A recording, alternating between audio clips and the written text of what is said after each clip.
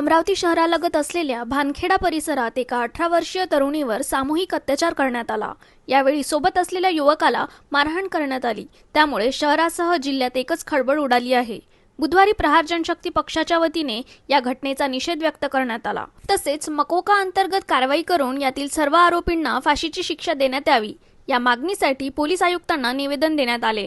यावेळी जिल्हा प्रमुख छोटू महाराज वसू, महानगर प्रमुख बंटी रामटेके, संपर्क प्रमुख गोलू पाटील, महासचिव शेख अकबर, कुणाल खंडारे, अजय तायडे, नंदू वानखडे, महिला आघाडीच्या अलका शहाणे, शुभांगी वाटाणे, भारती वानखडे, कविता भुसुम, पुष्पा तेलगोटे आदी पदाधिकारी उपस्थित होते। भूमिका घेत आहे पोलिसात कुठेतरी काही दडवण्याचा प्रयत्न करतात, तुम्हाला वाटतंय का? काय तुमचा आरोप आहे? खूप मोठी या अमरावती जिल्ह्याला मानवतेला काळिमा फासणारी राष्ट्रसंताची ही अमरावती आहे। हे संत गाडगेबाबा, संत तुकडोजी महाराज, संत गुलाबराव महाराज यांची भूमी आहे। पण या भूमीवर आज एका मुलीवर, 18 वर्षाच्या मुलीवर जो 5 नराधमांनी जो अत्याचार केलाय, तो अत्याचार या काळिमा अमरावती शहराला काळिमा फासणारी आहे। आणि अमरावतीचे पालकमंत्री असो, आमदार असो, खासदार एक शब्द नाही काढला। हे प्रकरण कुठं आम्हाला तर दडपण्याचं तर काही षडयंत्र आहे नाही।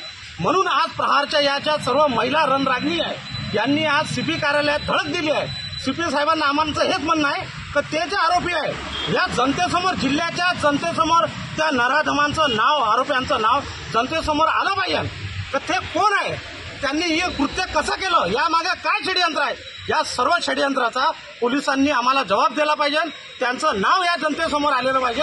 या मागणीसाठी या प्रहारच्या सर्व महिला, या महिलांच्या नेतृत्वात आम्ही आज सीपी साहेबांना भेटायला आलो आहे। नराधमांना फाशी झालीच पाहिजे अशी आमची प्रहार जनशक्ती पक्षाच्या वतीनं आपणास विनंती करतोय की जे नराधम अटक झाले हे सांगताय, पण त्यांचं नाव घोषित केलेलं नाही। आणि पोलीस प्रशासनाला आमची प्रहारतर्फे कळकळीची विनंती आहे की त्यांना तात्काळ जेवढी कारवाई होईल तेवढी कठोर कारवाई करा। कारण की आज आमच्याही मुली शिक्षणाच्या आहेत आणि शिक्षणाच्या असून बाहेर जातात। एकटी मुलगी पाठवायची आम्हाला पण भीती निर्माण झालेली आहे। कारण की असं प्रकरण जर दबलं तर आज आमच्याही मुली आहेत, जे काही नेते आहेत, वरिष्ठ अधिकारी आहेत, त्यांच्या पण मुली असतीलच। असं नाही की ते बिना मुलीचे मायबाप आहेत।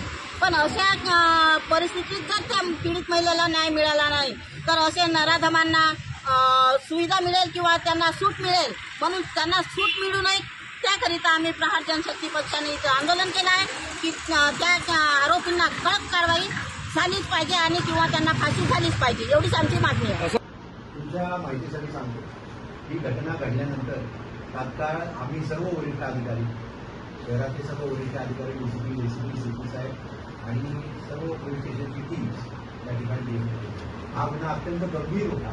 जसं तुम्ही या ठिकाणी संवेदनशीलतेने आलेले आहात, तुमचं काही व्यक्तिगत नातेवाईक नाही कोणी, परंतु तरी सुद्धा तुम्ही एक सामाजिक भान म्हणून या ठिकाणी आलेले आहात, असा प्रकार होता।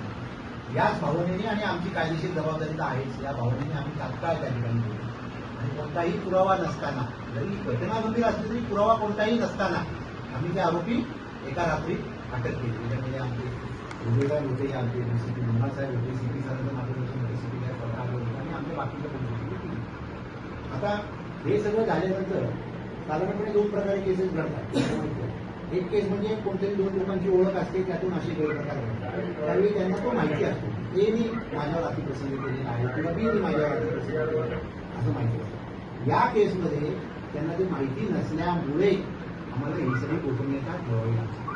आणि माननीय कोर्टाने सुद्धा तुम्ही पेपरमध्ये कदाचित वाचला असेल आणि कोर्टाची सुद्धा विनंती करून ती सगळी गोपनीयता इंटरव्ह्यू केली। त्याचा फायदा आम्हाला या केसमध्ये पुरावा म्हणून होणार आहे आणि पुरावा म्हणून झाला की शिक्षा लागण्यासाठी या सगळ्या गोष्टी ते जे काही आरोपी नराधम आहेत त्यांनी अत्यंत वाईट कृत्य केलेलं आहे। फक्त आमच्या तांत्रिक बाबी पूर्ण झाल्या तपासात की आम्ही त्यांचं नाव घेतलं।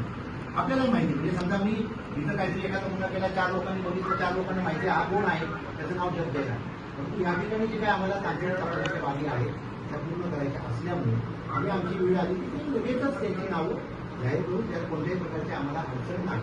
माननीय कोर्टासमोर आम्ही सगळे पेश केले, त्यांची वकील आली त्यांच्यासमोर पेश केले आणि ओपन कोर्टामध्ये त्यांना न्यावं लागतं। या सगळ्या गोष्टी आम्ही केलेल्या आहेत। त्याच्यात कुणालाही कुठल्याही प्रकारचं काय म्हणतो आपण सूट सवलत नाही। आणि या केसमध्ये आम्ही अत्यंत बारकाईने करून या केसला जास्तीत जास्त त्या आरोपितांना शिक्षा होईल असा आमचा प्रयत्न हा पहिला. दुसरा मुद्दा, आपण सगळ्यांनी जे काय आता मुद्दे सांगितले त्याच्यापैकी काही मी निवडून घेतले. आपल्यासारखेच काही समाजातल्या वेगवेगळ्या संघटना आणि चांगले नागरिक आम्हाला भेटत आहेत आणि पत्रकार मंडळी भेटत आहेत. कालपासून ते आम्हाला सांगतायत की या ठिकाणी गडबड आहे.